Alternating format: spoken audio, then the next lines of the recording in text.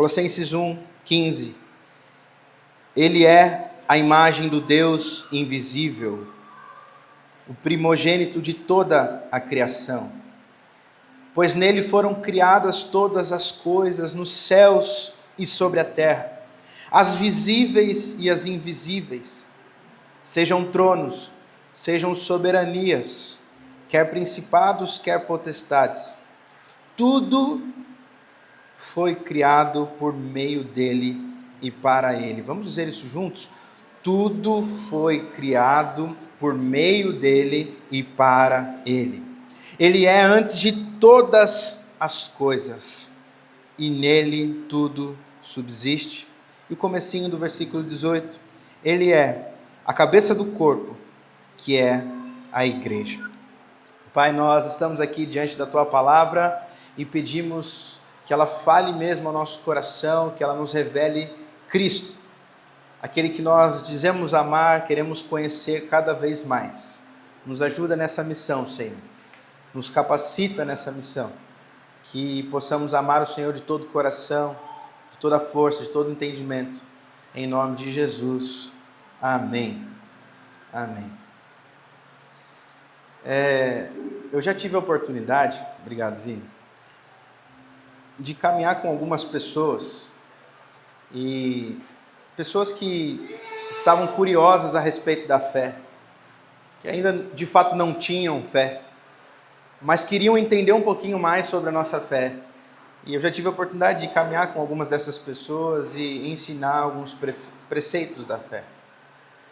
E eu lembro uma vez que, falando sobre a criação, eu fui questionado da seguinte maneira: Deus criou todas as coisas, vocês afirmam isso. Então, quem é que criou Deus? Na última aula da classe Novos Membros, a gente até entrou nesse debate. Nós precisamos ter o entendimento de que Deus não é criatura, ok? E se ele não é criatura, ele não foi criado, diferentemente de nós. A questão é que o nosso conceito, o nosso entendimento de mundo, ele é esse entendimento de coisas que são criadas. Tudo que nós conhecemos, praticamente tudo que nós experimentamos, foi de alguma forma criado. Qual é o processo de criação? A gente se pergunta sobre isso. Qual é o processo de se criar um teclado? Qual é o processo de se criar um filho? Enfim, nós temos esse grande desejo por entender o princípio, o início de todas as coisas. Mas uma coisa que nós temos que afirmar e ter muita certeza sobre o Senhor é de que ele não é criatura, portanto não foi criado. Isso significa que ele existe desde sempre e para sempre, o que é completamente absurdo para nós, e é correto que seja, é loucura mesmo. Somente diante de um Deus assim a gente pode cantar: grande é o Senhor e muito digno de ser louvado. Como já disse para vocês, a grandeza de Deus não tem a ver com o tamanhão dele, mas com esse absurdo que Deus é, a sua grandeza, sua majestade, sua eternidade. Grande é o Senhor. Todas as outras coisas têm início, meio e fim, mas ele existe eternamente. Diferente de nós, ele não está preso no tempo, que é o que nos dá sentido, o princípio e o fim. Na verdade, Deus, ele é o criador do tempo. Daniel capítulo 2 vai dizer que ele é o Senhor que estabelece os tempos e as estações, ou seja, ele é o dono do tempo. Algumas pessoas às vezes vivem lutando contra o tempo, quando deveriam se aliar ao tempo, uma vez que são filhos do Senhor, servos do Senhor, e o Senhor é o dono do tempo. O Senhor não fez o tempo para correr contra você, ele fez o tempo como um aliado seu, para você desfrutar, deleitar, descansar. Se tem palavras que a gente esquece e fazem parte do vocabulário bíblico, é o deleite, o descanso, a contemplação, o aproveitar, o desfrutar. E o tempo não é para a gente correr contra ele, é para nós desfrutarmos, porque ele é do Senhor. Mas isso é muito complexo para nós, é difícil. Entender a eternidade, então, mais ainda, por conta das nossas limitações. Mas, meus irmãos, guardem isso e usem isso como resposta para todos que perguntarem quem criou Deus. Deus sempre existiu e todo o resto foi criado por Ele. Esse entendimento ele é muito importante para a nossa conversa hoje. Ok? Uma vez que vamos falar sobre o Cristo pré-existente, é importante nós termos primeiro esse pilar muito bem resolvido na nossa vida. E apesar de complexo, eu creio que dá para a gente entender um pouquinho. E agora que nós estamos conscientes, nós vamos falar sobre essa comunidade aqui, lá em Colossos. Essa comunidade que recebe a carta de Paulo, está localizada em Colossos, né, por isso o nome da carta Colossenses. Paulo ele começa a dizer a eles que o Cristo era a imagem do Deus invisível. Em outras palavras, ele estava dizendo assim, sabe esse Jesus que nós apresentamos a vocês? Esse homem que nós falamos que seguimos, que nós conhecemos, ele é o Deus eterno. Antes de tudo existir, ele já existia. Ele já estava lá. Em outras palavras, Paulo está dizendo para esse povo, Jesus é o Deus eterno. Ele está se referindo a um homem e está dizendo para esse povo, esse homem é o Deus eterno. Gente, se o negócio já estava complicado de entender a eternidade, agora ficou mais complicado ainda. Como é que a eternidade cabe dentro de um homem que foi criado? Mas a gente precisa se lembrar dos textos bíblicos para compreendermos isso de uma maneira saudável. João, lá no seu primeiro capítulo, se você quiser assim abrir a sua Bíblia, João no capítulo 1, texto muito conhecido, vai nos dizer nos seus primeiros 3 versículos, vai trazer a exata explicação para essa questão que nós temos agora diante de nós. Vai dizer assim, no princípio era o Verbo, e o Verbo se fez carne. O Verbo estava com Deus, o Verbo era Deus. Ele estava no princípio com Deus. Todas as coisas foram feitas por Ele. E sem Ele, nada do que foi feito se fez. Essa é a explicação.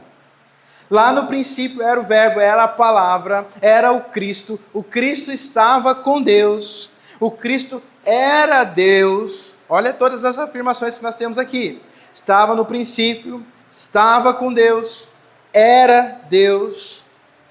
E todas as coisas foram feitas por Ele, e sem Ele, nada do que foi feito se fez. Cristo não é uma criação de Deus para resolver um problema. Ele não é um plano B de Deus. O pecado entrou no mundo, agora eu vou ter que criar alguma coisa. Mandar o Cristo para a terra, vou criar ele aqui agora, e ele vai resolver os problemas morrendo na cruz. Não. Cristo é Deus e estava com Deus desde o princípio. Na verdade, o Cristo ele participa desse processo de criação. Por ele ser a palavra, as coisas foram feitas por meio dele. E o texto diz que sem ele, nada do que foi feito, nada do que nós conhecemos, nada do que nós experimentamos teria sido criado. Graças a Deus por termos esse livro que nos instrui, que nos revela essas coisas. E se vocês se lembrarem, lá no Gênesis 1, no processo da criação, Deus está criando as coisas, né? Céus e terra, estabelecendo o firmamento, as águas, os animais. E aí, na hora que Ele vai criar o homem, nós temos lá uma menção dessa trindade, Pai, Filho e Espírito, Cristo ali presente, participando dessa criação. E o texto bíblico, lá no Gênesis 1, diz assim: façamos o homem a nossa imagem e semelhança. Façamos, na primeira pessoa do plural, né? Ou seja, é mais de um fazendo. É um grupo. O que nós conhecemos hoje como Trindade. 3 pessoas que se relacionam de uma maneira tão íntima e perfeita, participando desse processo de criação. Pai, Filho e Espírito Santo. Cristo estava lá. E não só isso. A palavra de Deus nos diz que Ele é o Cordeiro de Deus que tira o pecado do mundo. E que Ele é o Cordeiro de Deus antes da fundação do mundo. Meus irmãos, Deus não erra, Deus não perde controle. Deus já tinha um plano desde o começo e Cristo fazia parte dele. Quando eu me refiro à pré-existência de Cristo, eu não estou falando que Ele é criado, mas em algum momento Ele passa a existir como homem encarnado entre nós. Mas que existe algo antes dessa existência humana, que é justamente o seu caráter, a sua natureza divina, que é para todo sempre, que é eterna. O Cristo encarnado, o Cristo homem, sim, este é criado. Mas ele é pré-existente, uma vez que ele sempre existiu como Deus. Que coisa complexa. Que coisa espantosa. Mas ao mesmo tempo, que coisa maravilhosa. Enquanto nós vemos em muitas outras religiões uma ideia de pessoas, principalmente mitológicas, né? Pessoas querendo se tornarem deuses, e os deuses nem aí para suas criações, na verdade estão num Olimpo, estão num lugar onde são venerados, e nós temos no cristianismo um Deus que escolhe fazer parte da sua criação. Nós temos na nossa história de fé um Deus que é criador e que sabia que a coisa aqui estava feia e resolveu ainda assim participar da nossa história. Um Deus que se humilha enquanto outros deuses querem ser os mais fortes. Um Deus que não tem medo de se mostrar humano enquanto outros não querem nem ser tocados porque são grandes divindades. O nosso Deus eterno encarna naquele que nós conhecemos como Cristo, o prometido de Deus. No mesmo capítulo, lá no versículo 29 e 30, leia comigo, nos diz, olha só, no dia seguinte, vendo que Jesus vinha em sua direção, João disse: eis o Cordeiro de Deus que tira o pecado do mundo.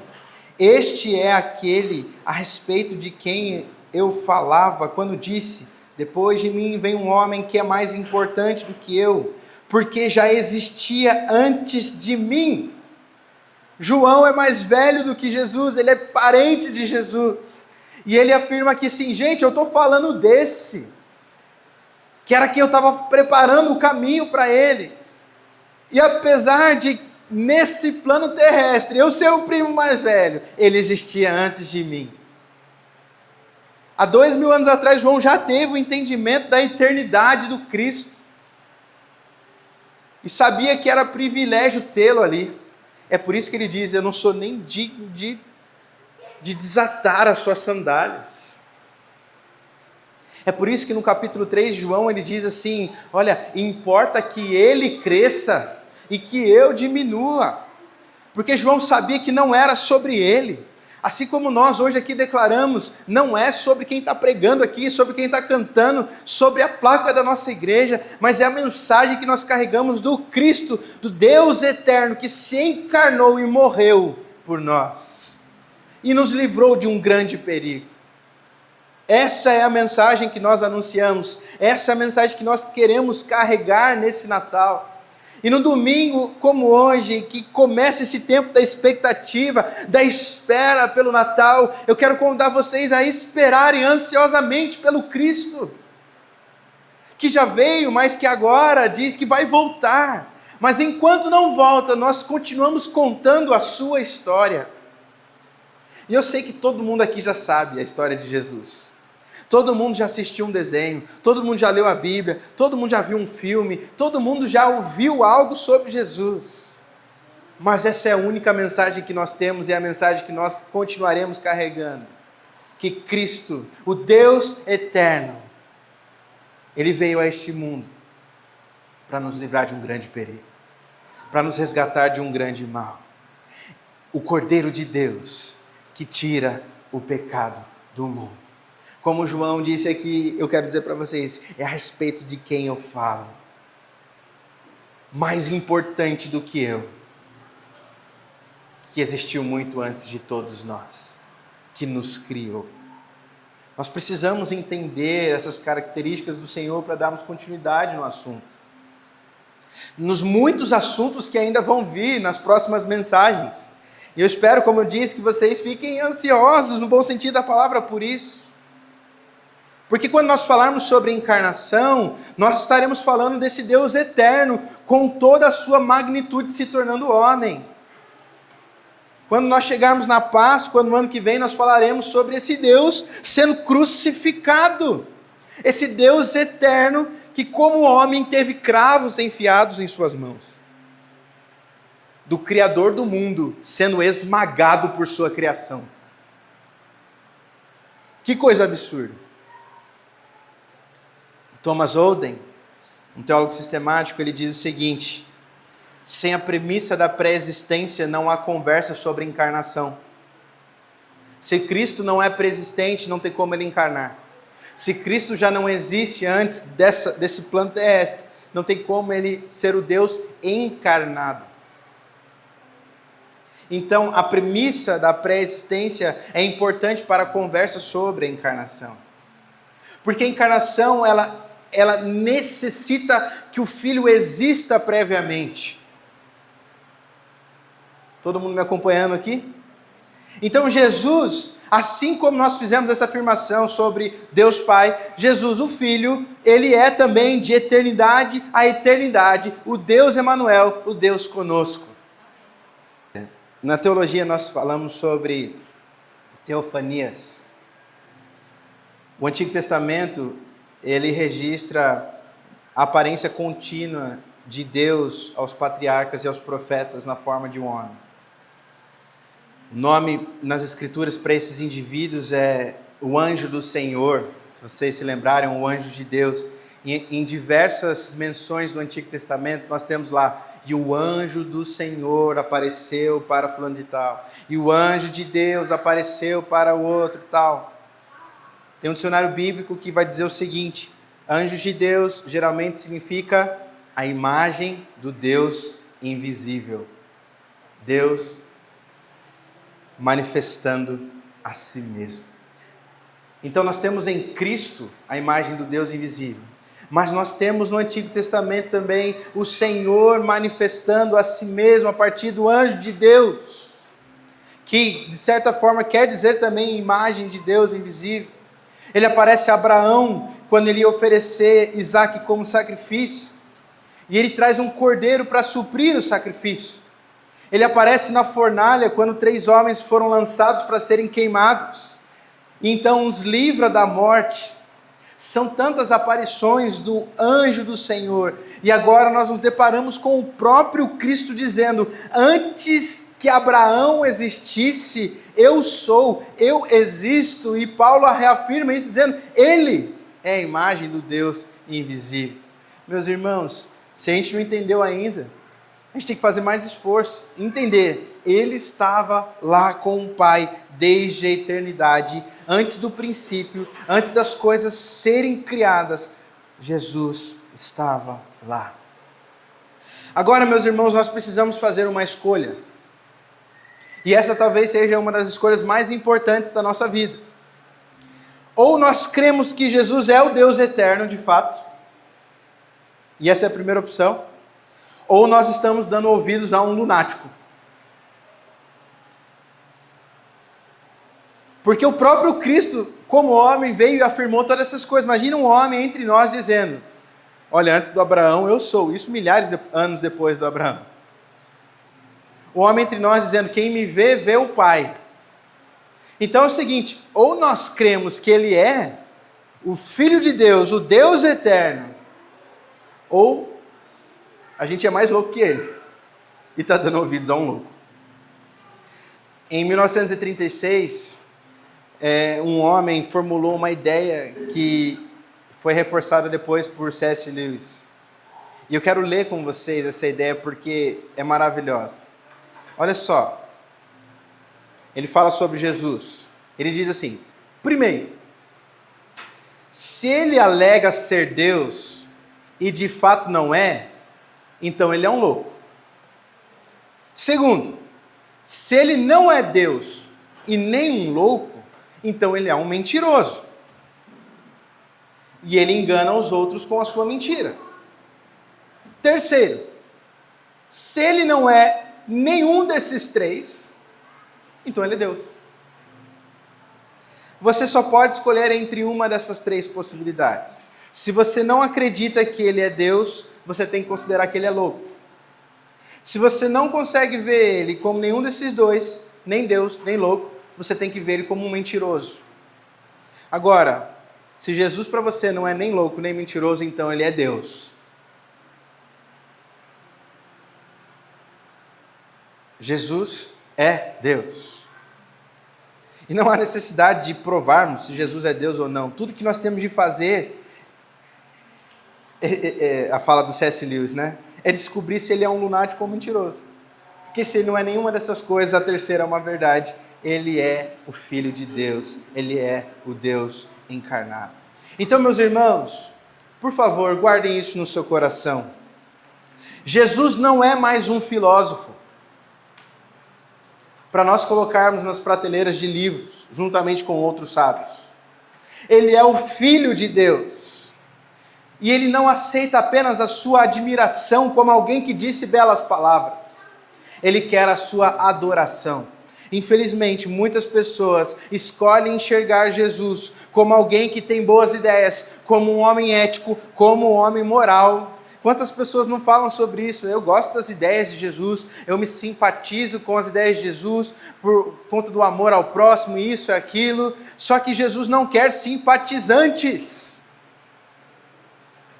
Ele quer amigos, irmãos, servos, pessoas que vão recebê-lo como Senhor. Porque esse mesmo homem diz que antes do mundo ser o mundo, ele disse que estava lá. Meus irmãos, não dá para ter o Cristo só como mais alguém que nós achamos belas as falas. Não dá para colocar ele na mesma prateleira de outros sábios, porque a sua sabedoria não se compara a desses. Não se compara a desses. E o mais impressionante de tudo, e assim eu termino a minha palavra nessa manhã, é de que esse Deus eterno, ele quer se relacionar conosco. O que mais me impressiona, é lógico que a grandeza dele me impressiona, a eternidade dele me impressiona, é lógico que todas essas coisas que a gente não consegue nem explicar direito nos impressionam, mas o que mais me impressiona, o que mais cativa o meu coração, é de que esse Deus eterno quer se relacionar conosco. É de que esse Deus eterno, Ele se relaciona, ele fala ao nosso coração, Ele cuida de nós, Ele inclina os seus ouvidos para nos ouvir.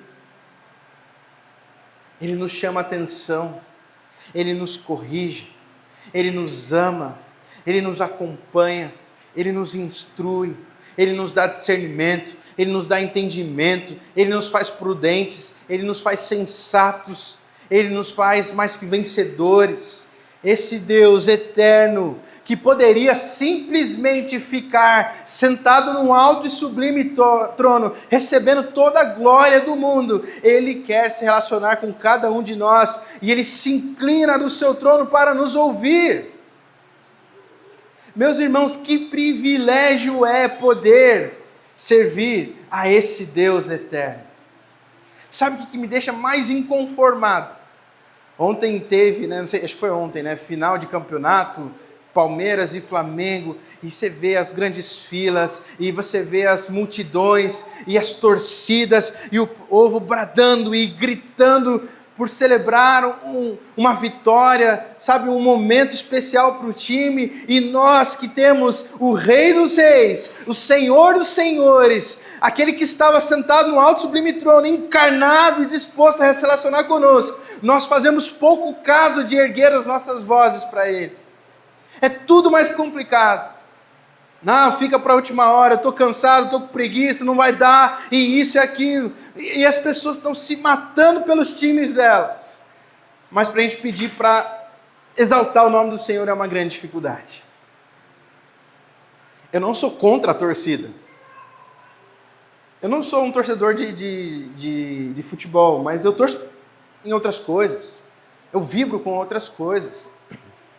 Mas nada vai me fazer querer gritar mais, pular mais, cantar mais, dançar mais do que o fato de estarmos na presença do Deus eterno.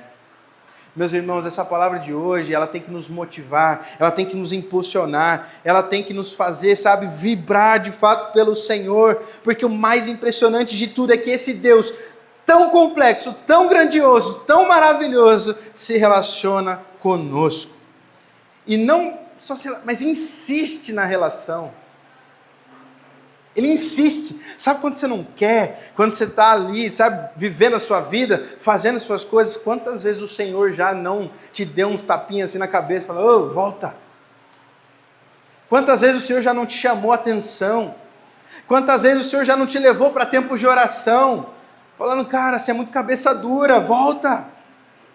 Não é só sobre alguém que vai lá uma vez e tenta se relacionar com você. Olha, eu morri por você, tá? Então espero que a gente se relacione bem. Não. Quando ele vê você desviando um pouquinho, vai lá e chama a sua atenção e te corrige. A palavra de Deus nos diz que Deus corrige os filhos que ama. O Senhor Jesus nos ama. Quanto é que você ama o Senhor? Quanto é que você ama o Senhor? E eu não duvido do nosso amor pelo Senhor. A minha pergunta é se você ama o Senhor acima de todas as outras coisas. Porque às vezes eu converso com as pessoas e eu digo assim, eu não tenho um problema da sua fala de dizer que ama o Senhor, porque eu não duvido disso. Eu sei que você ama o Senhor, mas você ama o Senhor mais do que sua esposa? Você ama o Senhor mais do que o seu trabalho? Você ama o Senhor mais do que a sua própria vida? Essa é a pergunta que você tem que conseguir responder e dizer sim. Eu amo o Senhor mais do que tudo. Meus irmãos, não rejeitem o Senhor. Não rejeitem o Cristo. Não rejeitem o Deus eterno. Ele pagou um alto preço por cada um de nós. Um preço que nenhum outro poderia pagar. Um preço que nenhum outro poderia pagar. Ele pagou por nós. Ele é a imagem do Deus invisível, Senhor sobre toda a criação.